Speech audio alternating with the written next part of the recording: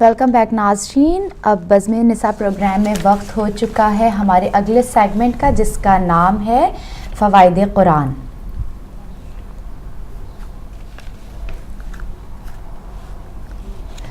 حضرت محمد مصطفیٰ صلی اللہ علیہ وسلم ارشاد فرماتے ہیں کہ ہم وہ اہل بیت ہیں جنہیں پروردگار نے پاک و پاکیزہ قرار دیا. ہمارا تعلق نبوت کے درخت اور مرکز رسالت سے ہے. ہمارے گھر ملائکہ کی آمد و رفت رہتی ہے. ہمارا گھرانہ رحمت کا گھرانہ ہے اور ہم علم کی کان ہے. جی ناظرین، بے شک اہل بیت کا گھرانہ رحمت کا گھرانہ ہے، اور قرآن اور اہل بیت نہ کبھی جدا تھے نہ ہوں گے کبھی. تو اسی کے ساتھ میں اپنے سسٹر کے پاس چلتی ہوں اور ہم سب دیکھتے ہیں کہ آج کون سے جو ہے سورہ لے کر آئی ہیں اور کس سورہ کی تفسیر بیان کرنے لگی ہیں. جی سسٹر. شکریہ صدف. میں آپ کی بات کو ہی آگے بڑھاتی ہوں کہ جیسے آپ نے ابھی بتایا کہ قرآن اور اہل بیت جو ہے وہ دو چیزیں رسول اکرم صلی اللہ علیہ وسلم نے کہا کہ میں چھوڑ کے جا رہا ہوں اور ان سے تم منسلک رہنا تو گمراہی ہوگی. میرے بات کہ جس طرح اہل بیت کی جو ہے معرفت ہمارے لیے لازمی ہی، اسی طرح قرآن فہمی بھی گمراہی سے بچنے کا ایک اہم راستہ ہے. اس لیے کہتے ہیں کہ قرآن کا ترجمہ، اس کی تلاوت کافی نہیں ہوتی، اس کی تفسیر بھی بہت ضروری ہے. اور تفسیر وہ جو کہ ائمہ طاہرین نے کی ہے، کیونکہ قرآن اگر ایک طرف آپ کو گمراہی سے بچا رہا ہے تو لوگ اگر اس کی غلط تفسیر یا غلط ترجمے پہ جائیں یا اس کو صحیح طریقے سے نہیں دیکھیں تو پھر وہ گمراہ بھی آسانی سے ہو سکتے ہیں. اور اگر یہ دعویٰ سچ نہ ہوتا تو آج تمام قرآن پڑھنے والے، تلاوت کرنے والے مومن کہلاتے. بے شک. کیونکہ آپ دیکھیں تو قرآن کا ہر لفظ زیر زبر، اس میں لاکھوں باطنی معنی جو ہیں وہ پوشیدہ ہیں، اور ان رازوں سے صرف اور صرف ائمہ طاہرین جو ہیں وہی واقف ہیں. عام عقل اور غور و فکر کی جو ہے وسعتیں وہاں تک رسائی حاصل نہیں کر سکتی ہیں. اس لیے آج تک انسانی عقل دنگ ہے کہ جو چیلنج قرآن کا ہے اس کا جواب آج تک کوئی بھی نہیں لا سکے، نہ اس کی کسی آیت نہ کسی سورہ کے مقابلے پر.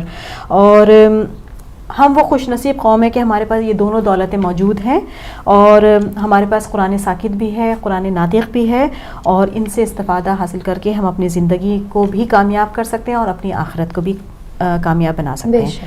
تو آج قرآن کریم کی جو لاسانی سورہ جو ہے وہ ہمارے پروگرام میں زینت بخشنے آ رہی ہے، وہ ہے سورہ 3. اور یہ وہ سورہ مبارکہ ہے جس میں اللہ تعالیٰ نے 4 قسمیں جو ہیں اکٹھی کھائی ہیں. یعنی آپ دیکھیں کہ اس سورہ کی جو ہے وہ کس قدر عظمت ہے کہ اللہ تعالیٰ جو ہے وہ پوری اتھارٹی کے ساتھ ڈکلیئر کرا اپنی قسموں کے ساتھ میں کہ یہ کس قدر عظیم سورہ ہے ہمارے لیے اور ہمارے عقل و سمجھ کے لیے. بے شک. اور یہ سورہ جو ہے مکی ہے.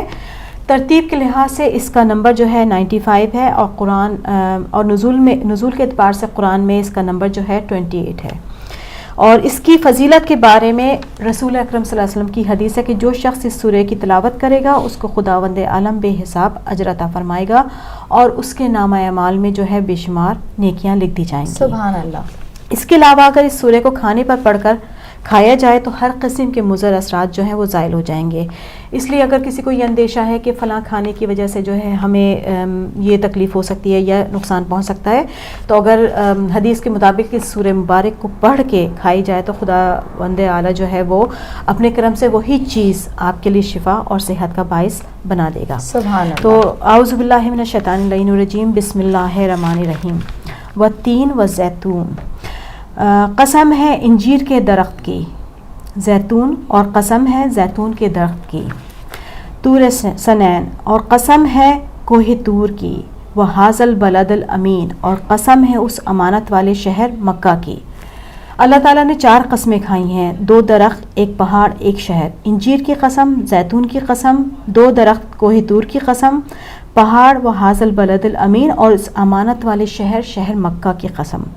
ان 4 چیزوں کی قسمیں کھانے کے بعد پروردگار عالم فرماتا ہے کہ لقد خلقنا الانسان فی احسن تقویم، ہم نے انسان کو بہترین شکل، بہترین صورت، بہترین کیمیاوی اجزاء اس سے تیار کیا. ہم نے انسان کو خلق کیا احسن تقویم، خلق کیا ثم لارددنا اسفل سافلین، اور پھر ہم نے یہ طے کیا کہ ہم انسان کو پستیوں میں دھکیل دیں.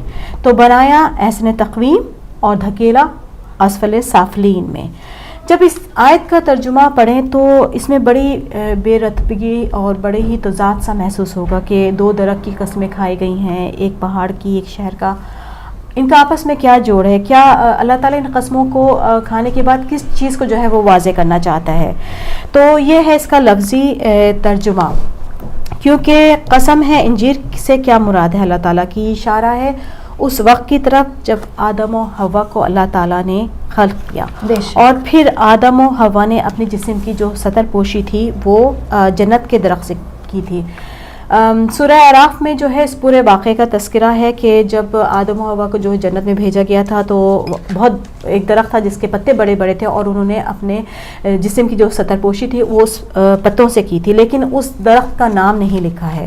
اس کا نام جو ہے ہمیں جا کر توریت میں ملتا ہے، کیونکہ ویسے تو یہ آسمانی صحیفے جس شکل میں نازل ہوئے تھے اس میں اور آج کی کتابوں میں بہت فرق محسوس ہو گیا ہے، لیکن اس کے باوجود اپنے اندر یہ کچھ مسائل جو ہے اس کے جوابات ابھی تک محفوظ رکھے ہوئے ہیں۔ تو اس میں سورہ بقرہ کا ہے ذکر کہ جب آدم و حوا کا ذکر ہے تو اس کے ساتھ یہ بتایا گیا ہے کہ جب اللہ نے ان کو خلق کیا تو انہوں نے اپنی سطر پوشی کی تھی، اور توریت میں اس درخت کا نام جو ہے وہ انجیر کا بتایا گیا تھا۔ تو اللہ تعالیٰ قسم کھاتا ہے قسم انجیر، یعنی مراد ہے قسم آدم کی، عہد آدم کی۔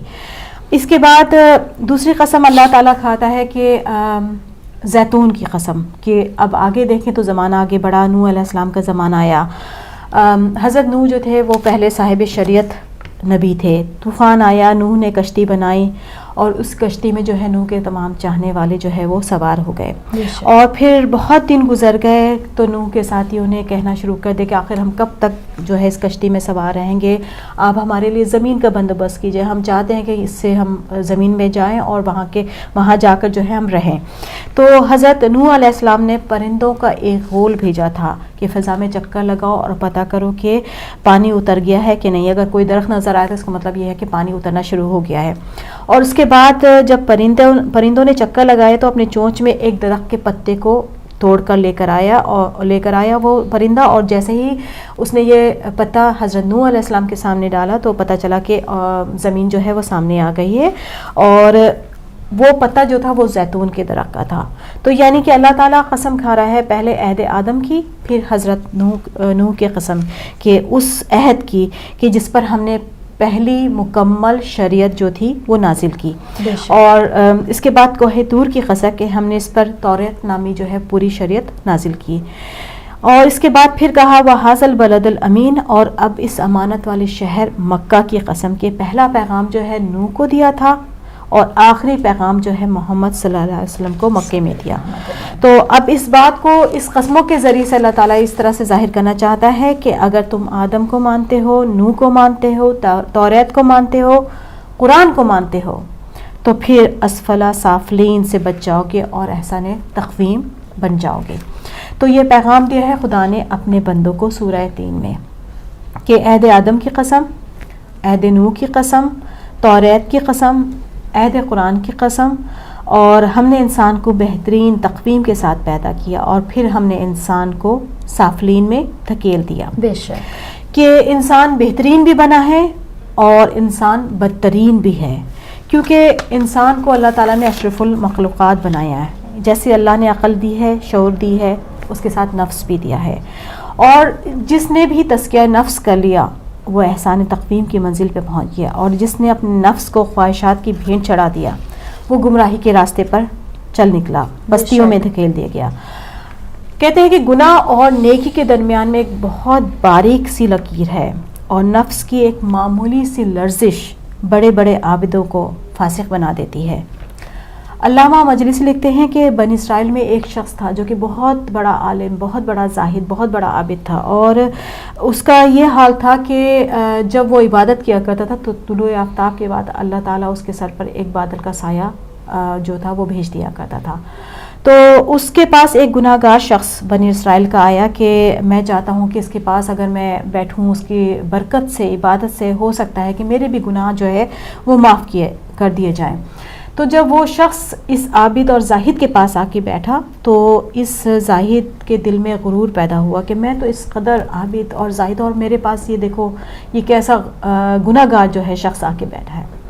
اور اس کی حیرت کی انتہا نہیں رہ گئی کہ جب اس نے دیکھا کہ وہ بادل کا ٹکڑا جو اس کے پر سایہ فگن رہتا تھا وہ اس گناہ گار شخص کے سر پر آ گیا، اور وہ حیران رہ گیا کہ یہ کیسے ہو، ایک لمحے میں یہ کیسے ہو گیا. اور پھر اس کے بعد اللہ تعالیٰ نے وہی جو تھی اس زمانے کے پیغمبر کے پاس بھیجی اور کہا کہ کیونکہ اس عابد نے، اس زاہد نے اپنے دل میں غرور کیا تھا اور یہ غرور مجھ کو پسند نہیں آیا، اس وجہ سے وہ اب میری رحمت سے اور میری جو ہے یہ جو میں اس کو بھیجا کرتا تھا یہ بادل کا ٹکڑا، اس سے یہ محروم ہو گیا. لیکن مجھے اس شخص کی جو گناہ گار تھا اس کی عاجزی، اس کی بندگی اس قدر پسند آئی کہ اب وہ میرا محبوب ترین بندہ بن گیا ہے. تو آخر میں یہی دعا ہے کہ اللہ تعالیٰ ہم سب کو اپنی پناہ میں رکھے، ہمیں صحیح معنوں میں قرآن کو پڑھنے، سمجھنے اور اس کی ہدایت پر عمل کرنے کی توفیق عطا فرمائے. الہی آمین. الہی آمین. بہت شکریہ سیما، آپ نے بہت ہی اچھی تفسیر بیان کی. خدا ہم سب کو اس آیت پر، اس سورہ پر عمل کرنے کی توفیق عطا فرمائے. جی ناظرین، اب ہم پڑھتے ہیں اپنے پروگرام کے تیسرے سیگمنٹ کی طرف جس کا نام ہے ہیلتھ اینڈ نیوٹریشن.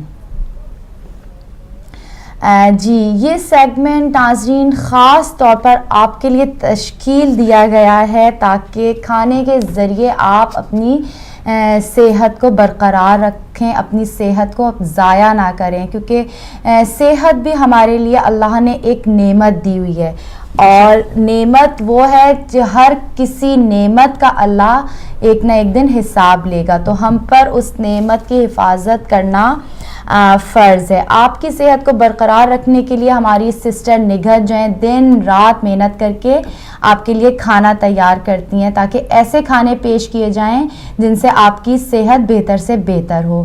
تو اپنی دعاؤں میں سسٹر نگہت کو ضرور یاد کیا کریں، وہ بہت زیادہ آپ کے لیے محنت کر کے پروگرام پیش کرتی ہیں. تو چلتے ہیں، دیکھتے ہیں اور اپنی سسٹر کے پاس کہ آج وہ ہمارے لیے کیا بہترین سی غذا تیار کر کے لائیں گے. جی سسٹر نگہت.